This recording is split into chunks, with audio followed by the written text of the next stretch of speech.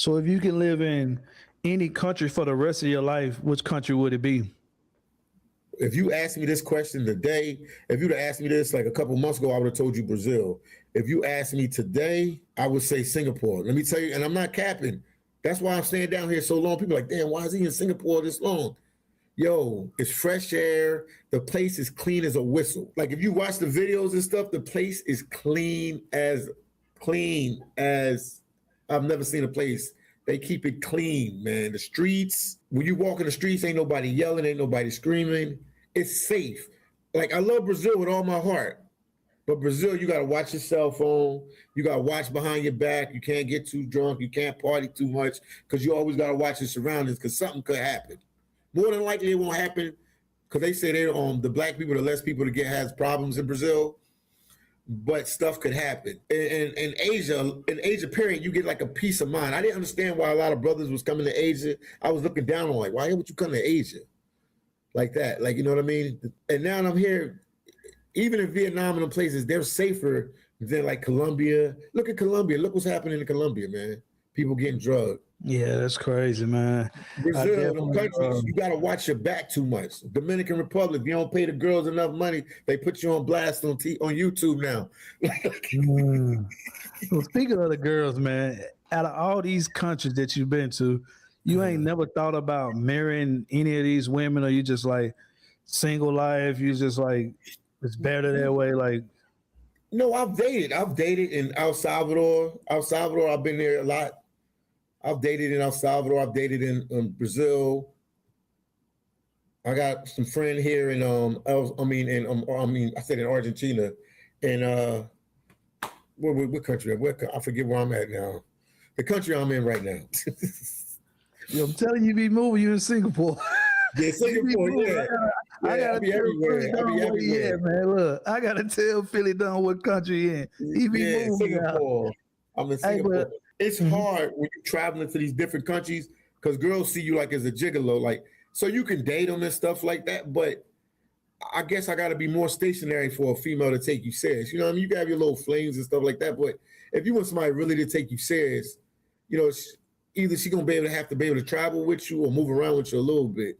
And then, you know, you see videos. I'm in a video with a girl this week, and then a month later, I'm in another video. People get jealous and stuff like that. So it's a tricky situation, man. It's a tricky situation when you're traveling a lot. So since you like Singapore so much, though, like how much, like it costs like a month for living and stuff like that? Like how cheap is it there? Like it's not cheap.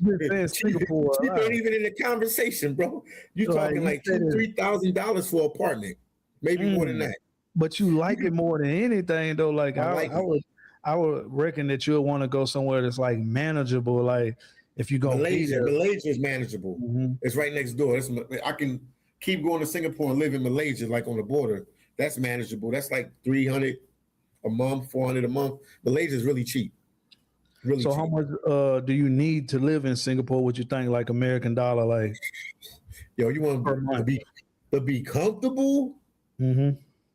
To be comfortable. First of all, the what is it, GDP? The average GDP in a year in Singapore is 150,000. That's the average household bring, 150,000. So we're gonna put that out there real quick. To be comfortable, you got at least say 6,000-7,000 a month, at least 7,000, 8,000 a month, just to be bare minimum comfortable. It's an expensive country, bro. Passport bros won't go to Malaysia. Won't go to Singapore. I promise you that. Hey, the stuff that you've been showing on the YouTube, man, it looks really good, man. Like it looks really good. Let me get to okay, this is a good one right here. If you could sit down with 25-year-old Philly Dunn, what would you do different? The changes that you would make, all the knowledge that you accumulated going back 25 years later when you was 25. Like what would you do different? I would have started traveling earlier, man. I wasted time with college and other stuff. I would have just went straight to my passion because this was my passion. I knew this since I was a kid. What do you want people to remember Philly Dunn for when it's all said and done? Just being a cool brother that traveled the world and just, try to help people, in any opportunity. Like I hide nothing about me. So I let people know I worked in Alaska, a blue collar job. I just want people to know that I'm, a real person, a real cool person, and I'm willing to help anybody and anything, and just trying to be the best person I can to help other people.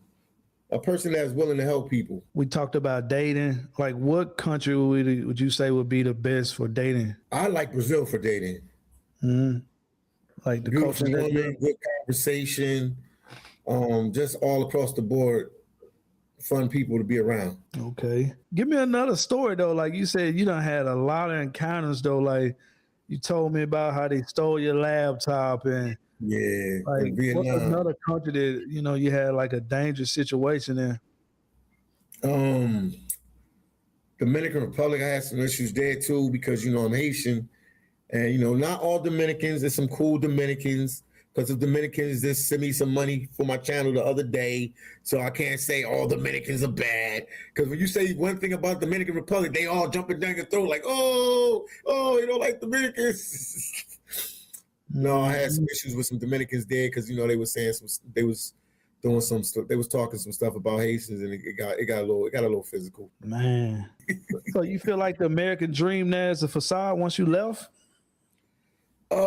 Yeah, because I'm not saying it's a facade. What I'm gonna say is it's other opportunities outside of the U.S. Like sometimes we're programmed to think the U.S. is the only place that you can make a come up and everything is the best for you there. It's other countries now. I'm in one, Singapore. It's other countries that you can have a nice, good life outside of the United States. There's nothing wrong with the United States, but there's other options outside of the United States that people can, check out as well. Like, you know what I mean? Because I don't tell nobody to leave the U.S. and all that. You got guys that tell everybody, every black man should leave the U.S. and all that. I'm not telling nobody to do all that. But I'm saying, I would tell you to jump on a plane and stop flying to Miami and L.A. and take a trip outside the U.S. to another country and see it for yourself and see what you think. I bet you'll come back with a different perspective. Exactly. You've been gone so you usually like during the year, like you said, you work some, and you just travel some. So you go back every season through the seafood process and stuff. No. So what happened was everything was doing good with YouTube. From 2019 was the last season that I worked, and then I just went back 2025. For like 5 years, it was doing good that I didn't have to go to Alaska to work.